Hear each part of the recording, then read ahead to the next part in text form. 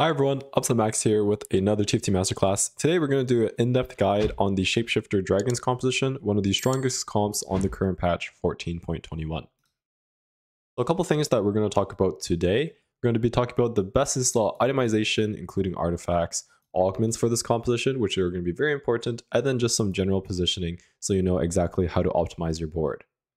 Additionally, we're then going to go into a stage plan so you know exactly what to do at every single stage of the game and how to finish your final board and get that first place. At the very end, we're going to do a recap and a Q&A for those who are watching this live in the Fit Gamer Training Grounds Discord channel.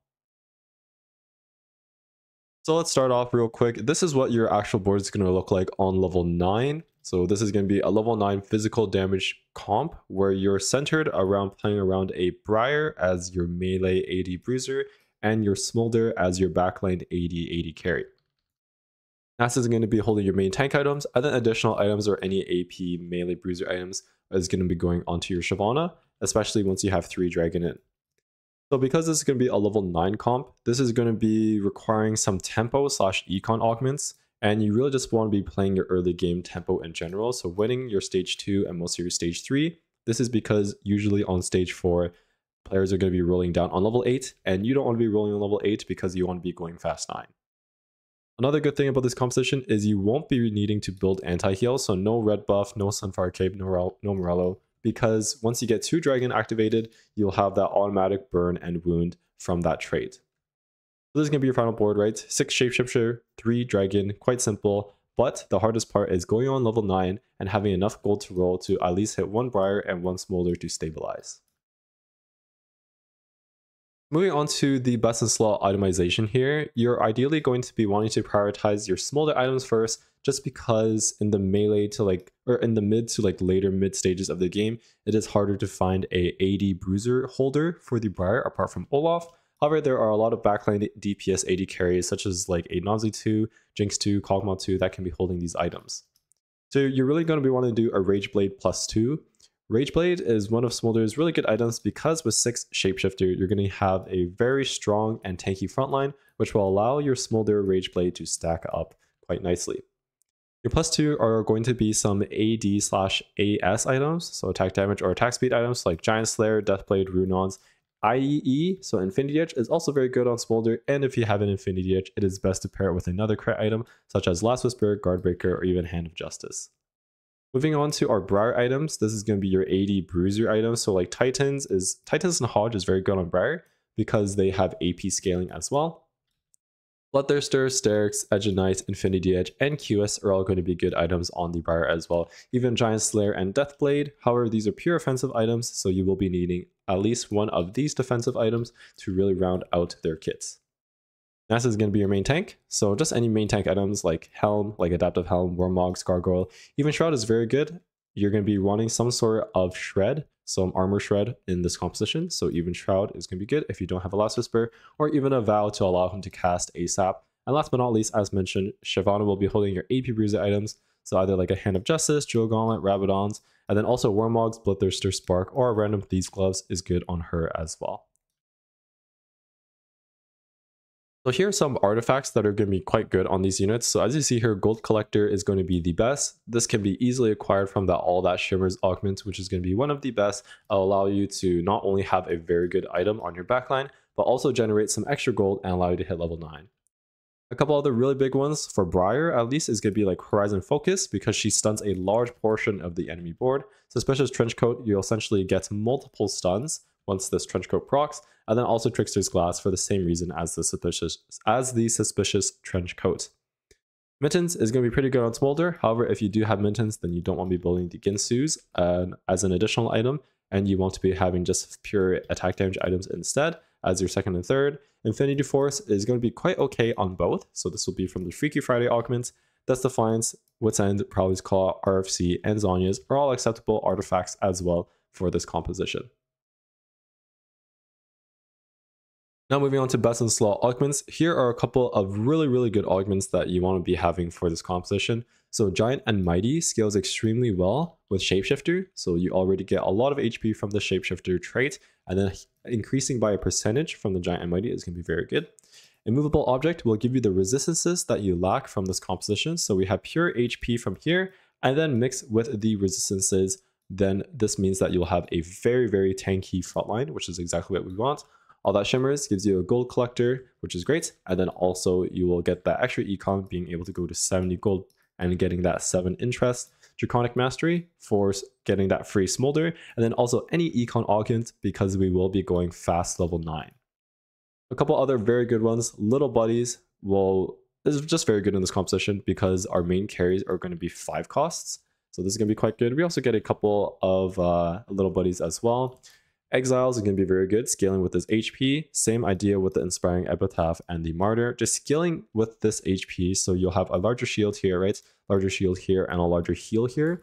Eternal Growth Plus for more HP on Shapeshifters.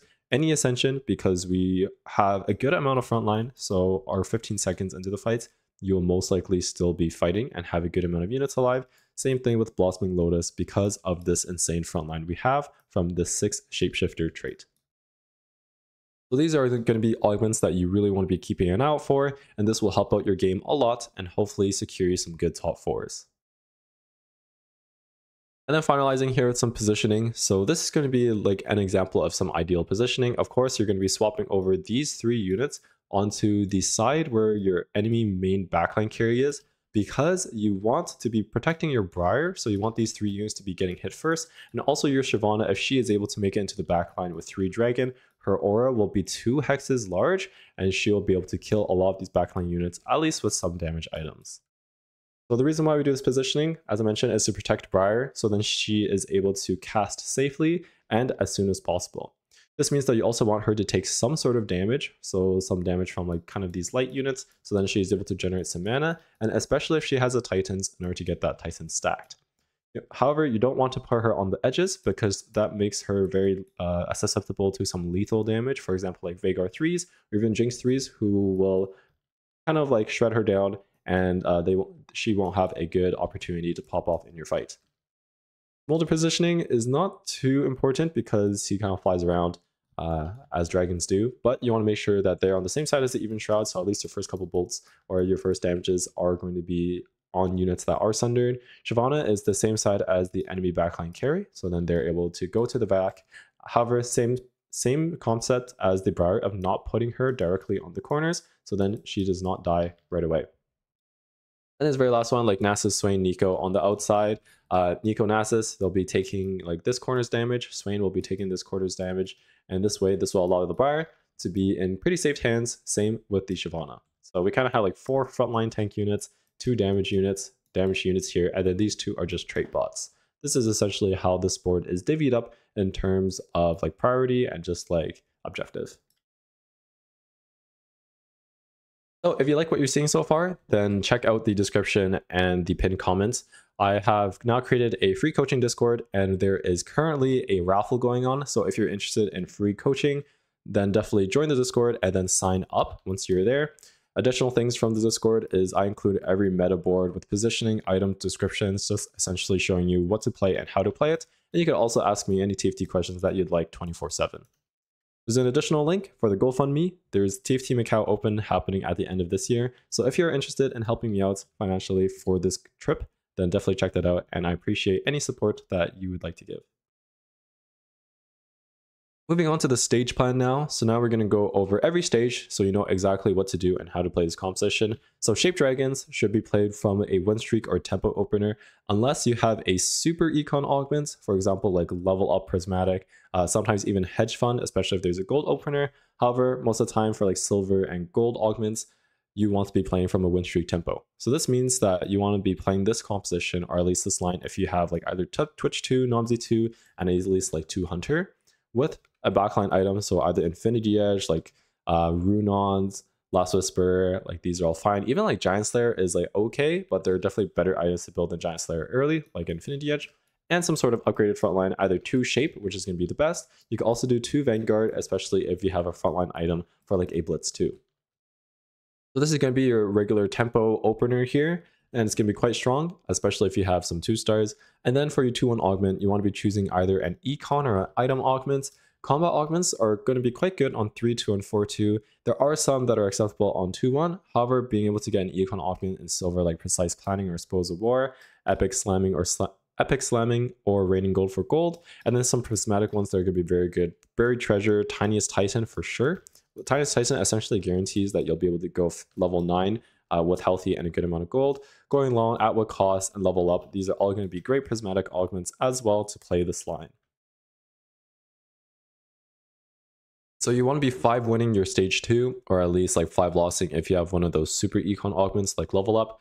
Stage 3, you're still going to want to play your strongest board, whether that is going to be around your shapes, your vanguards, even just playing around Hunter Honey. So here are just 2 examples of compositions that you can play.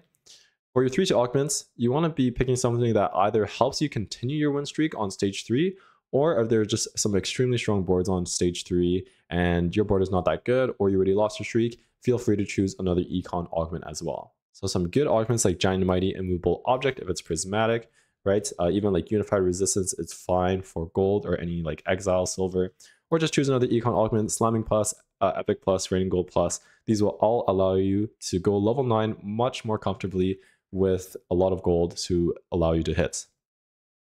In regards to items, you want to be prioritizing your smolder items. As I mentioned, there are a lot of backline carries that are able to hold this rather than like melee units who are able to hold like Titans, BT, Hodge, right? Unless you have an early Olaf, then Olaf is a good holder for like these Titans, BT, Hodge, Sterix, QS.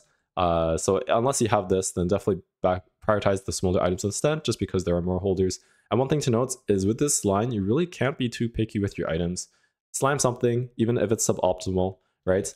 And then win stage 2 and 3, because we want to be saving as much HP as possible on stage 2 and 3, because on stage 4, we might be taking some hits. And I'll explain why on this next slide here.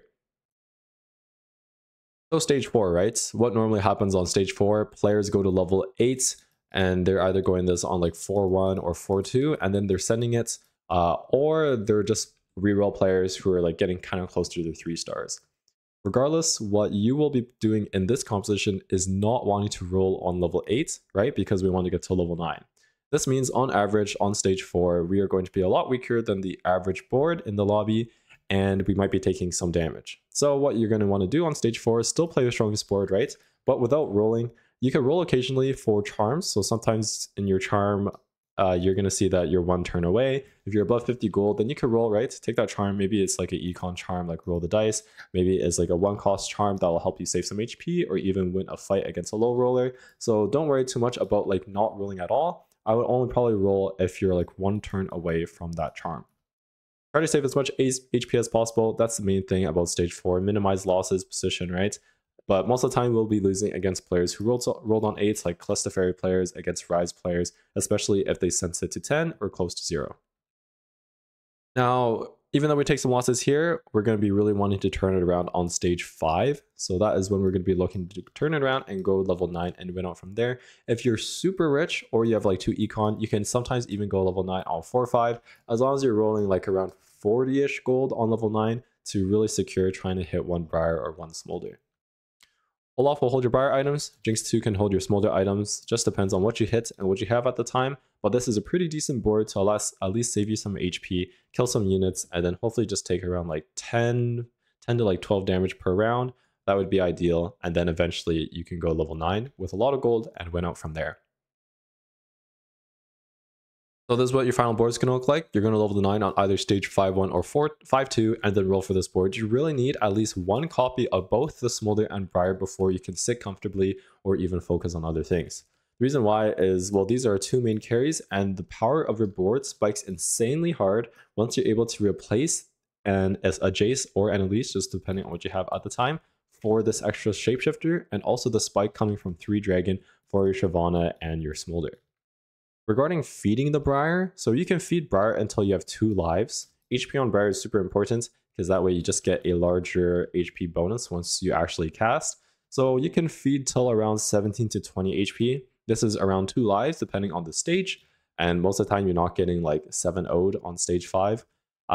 If you're already 1 life, let's say like you didn't hit or there's just some low roll stuff going on and you're like 14 HP and you're essentially 1 life anyway, Then if your board is strong enough or you think it's strong enough, you can continue to feed until you're just 1 life anyway, depending on the lobby. If it's a very, very close lobby and you think that extra 3 HP will give you an placement, then don't feed and just go based off of your decision.